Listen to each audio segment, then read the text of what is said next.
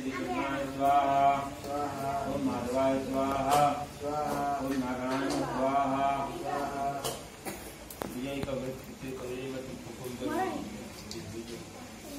ओम केशवाय स्वाहा, माधवाय स्वाहा, नारायण स्वाहा, श्री केशाय स्वाहा, सुंदरिकाक्षाय स्वाहा।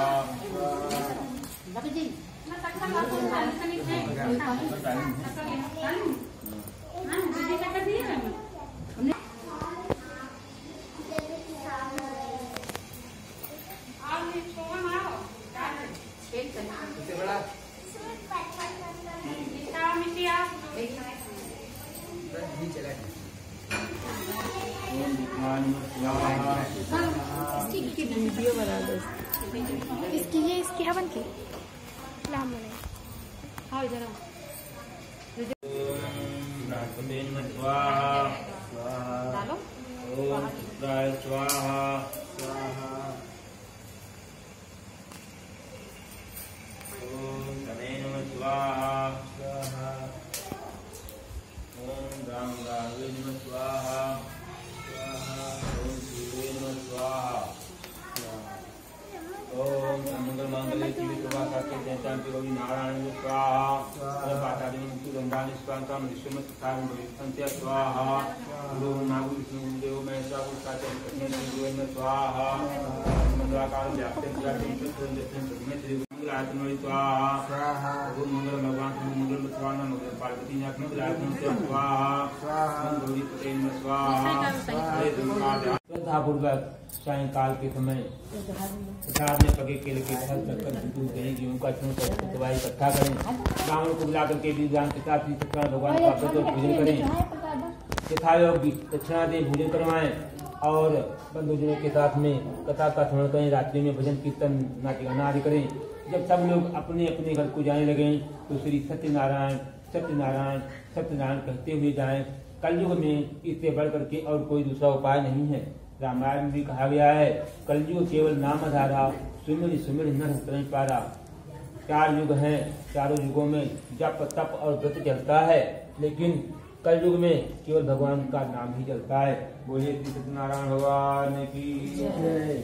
चढ़ा दीजिए, अच्छी चढ़ा दूंगा।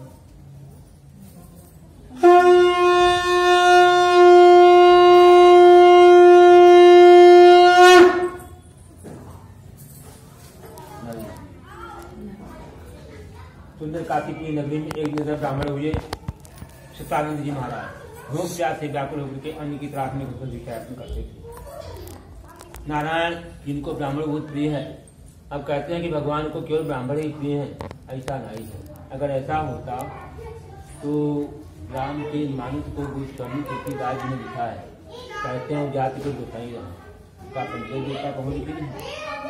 माता जो सबरी थी जाति के भेज नहीं रहा है, श्री राम की दूध जो उनसे खाएगी, पता नहीं कौन जाति के लिए हुई। ब्राह्मण देवता को तो हम भला खाए नहीं। केवल एक ही शब्द है कि हरि को भजे सो हरि का होई, जात पात पूछे नहीं सोई। भगवान जात पात नहीं देखते, केवल कर्म देखते। जैसा कर्म करोगे फल उसका वैसा मिलेगा। एक पिता के 4 पुत्र होते हैं, जो अपने पिताजी को मानता है, माता जी को मानता है, तो पिता या माता अपने उस पुत्र को ज्यादा ध्यान देती है और कोई नहीं देती, क्योंकि सब अपने अपने बच्चे उड़ने वाले हो गए। भगवान का भी वही हाल है, जो भगवान को ध्यान करता है भगवान भी उसका ख्याल करते हैं। तो नारायण, क्योंकि आपके शरीर में 4 वर्ण विराजमान है और 4 वर्ण समाज बना हुआ है। ब्राह्मण क्षत्रिय शूद्र और वैश्य 4 वर्ण आपके कहे गए हैं। आपका मुखमंडल जो है ये ब्राह्मण का स्वरूप बताया गया है। हाथ आपके क्षत्रिय हैं, पेट आपका गनिया है, पैर आपके शूद्र हैं। चारों चीजें, चारों काम आपका पूरा शरीर करता है। जो जैसा करता है भगवान उसी के हिसाब से। नारायण जिनको ब्राह्मण बहुत प्रिय हैं, तो ब्राह्मण का रूप धारण करके उनके पास आए, पूछने लगे, ब्राह्मण नित्य पृथ्वी पर क्यों घुमा करते हो? ब्राह्मण बोला, मैं गरीब ब्राह्मण हूँ, उधर अपनी घुमा करता हूँ, कोई आप उपाय जानते ब्राह्मण बोले, रुद्रदाई नारायण भगवान का प्रदान करने वाले हैं। व्रत का तारा ध्यान लेकर के वृद्ध ब्राह्मण भगवान के ध्यान हो गए। रात भर उस ब्राह्मण को नींद नहीं आई। प्रातः काल उठ करके व्रत का संकल्प की। जब वह शिक्षा के लिए निकला तो भगवान की कृपा से वो उत्तर मिला। कहते हैं जा पर कृपा राम कही हुई ता पर कृपा कहीं सब कोई। जब नारायण कृपा करे लागत हैं, जब घर बने लागे तो सब सहायता कर देते हैं, तो जब गिरे लागे तो कोई सहायता भैया नहीं कर, जो कोई आओ तो भैया उठा ले जाए। उसी प्रकार मनुष्य का हाल है, जब मुसीबत आती है तो अपने भी पराये हो जाते हैं, और जब धन खूब घर में पैदा हो जाए, खूब अन्य धन हो जाए, खूब बढ़िया सब कार्य करने वाले बाहर में हो जाए, तो आपकी सब मित्र हो जाएंगे।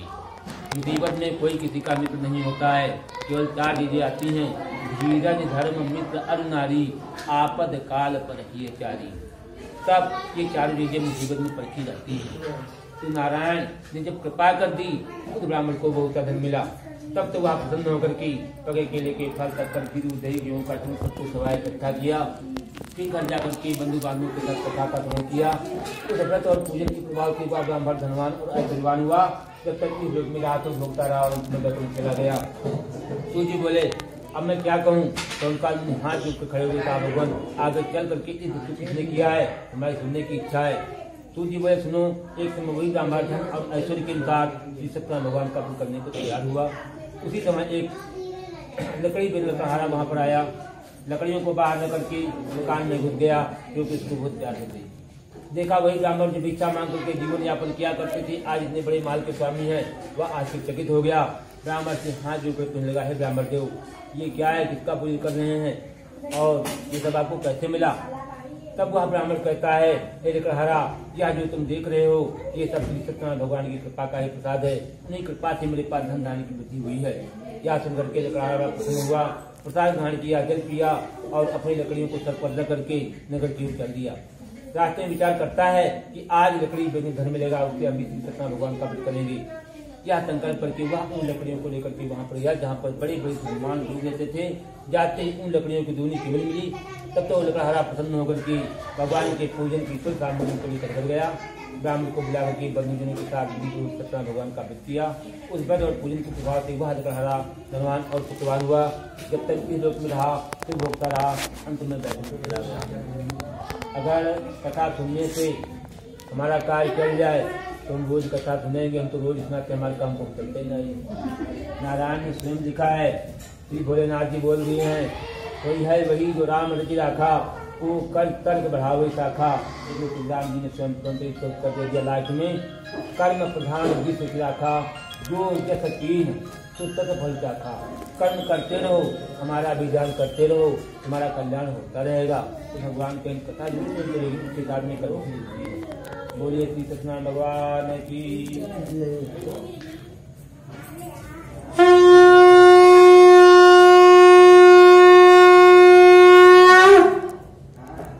प्राचीन काल में उल्कम नाम के राजा थे। उनकी कमल के समान कभी वाली पत्नी थी। एक बार वह तुंगभद्रा नदी किनारे पर श्री सत्यनारायण भगवान का व्रत कर रहे थे।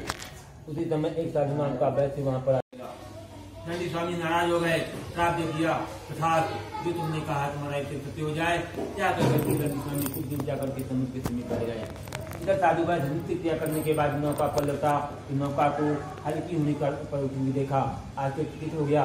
जब नौका पर पहुंचा तो देखा उसमें धन की जगह पर लता पत्ता आदि भरा हुआ था। याद देकर के वह साधु भाई समुद्र को गिर पड़ा। गोद में आने के बाद विलाप करने लगा। तब उसके दामाद ने कहा, अब क्यों विलाप करते हो, नंदी स्वामी का श्राप है, इसलिए उनके घर में चलना चाहिए। दामाद की बंधु को सुनकर के साधु वैश्य अपने दामाद को लेकर के नंदी स्वामी को ढूंढता हुआ वहां पर जा पहुंचा जहाँ पर नंदी स्वामी विराजमान थे। जाते ही वह उनके पैर में गिरा, प्रार्थना करने लगा, क्षमा मांगने लगा और बारम्बार जब रोता है तो नंदी स्वामी कहते हैं, मूर्ख कोई साधु बड़े मत रो, मेरी पूजा से बारम्बार विमुख हुआ है, इसलिए तुमको बारम्बार करके मिलता है। साधु वैश्य कहता, भगवान आपकी माया को देवता ब्रह्मा समझ देवता भी नहीं जानते, मैं कैसे जान सकता हूँ। आप प्रसन्न हो जाए, मैं अपने सामर्थ्य के अनुसार आपका प्रकट पूजन करूंगा। उसकी विनती को सुनकर के नंदी स्वामी बड़ा प्रसन्न हुए। उसको मन चाहा जान देगा उसकी नंदी स्वामी वैश्य का मन पूर्ण हुआ। नौका पर लौटा धन से पूर्ण पाया तो नारायण का पूजन करके अपना अपार धन लेकर के बंधुजनों के साथ नगर की चल लेता है। नगर के समीप पहुंचने पर एक देव को घर भेजा। देव ने घर जाकर के उसकी स्त्री लीलावती से कहा, साधु वैश्य अपार धन लेकर के इस नगर के समीप आ गए हैं। लीलावती यह सुनकर के बड़ा प्रसन्न हुई और अपनी बेटी से कहा, बेटी मैं अपने पति के दर्शन को जाती हूँ तो पूजा समाप्त करके जल्दी जाना। माता की बच्चों को सुन करके कलावती कन्या ने पूजन समाप्त किया। अति उतावली होकर के अपने पति के दर्शन के चल दी तो सारी किया। इसी तरह भगवान नाराज हो गए, उसके पति को नाव के साथ जल में डुबो दिया। कलावती कन्या अपने पति को पास की और वह विलाप करने लगी। साधु गए कि श्री लीलावती बहुत दुख को प्राप्त हुई। विचार करने लगी नारायण की महिमा को कौन जान सकता है। साधु गए तो बड़ा चिंतातुर हुआ। विचार करने लगा भगवान की महिमा को कौन जान सकता है। भगवान मुझे बारंबार कष्ट दिया करते, वही कष्ट का हरण भी करते हैं। सबको बुला करके अपना मन कहता है भगवान यदि आप हमारा कष्ट दूर करेंगे तो हम आपका विधि पूर्वक आपका फिर कथा का श्रवण करेंगे। यह कह करके वह पृथ्वी पर साष्टांग गिर करके रोने लगा, भगवान का ध्यान करने लगा। जब मुसीबत आती है तब इंसान भगवान को ध्यान करता है। तो सीधा उसने कविता में लिखा है, दुख में सुमिरन सब करे, सुख में करे न कोई, और जो सुख में सुमिरन करे तो दुख का है को। आज कलावती बड़ी प्रसन्नता से प्रसाद को त्याग किया, उसको बड़ा कष्ट मिला। साधु वैष्णव आज प्रार्थना करता है, जब कष्ट पड़ता है तब भगवान को ध्यान किया, भगवान की तरफ दौड़ते चले जाते। मुसीबत में भगवान याद भी आते तो प्रार्थना उसका निस्तारण भी वही करते हैं।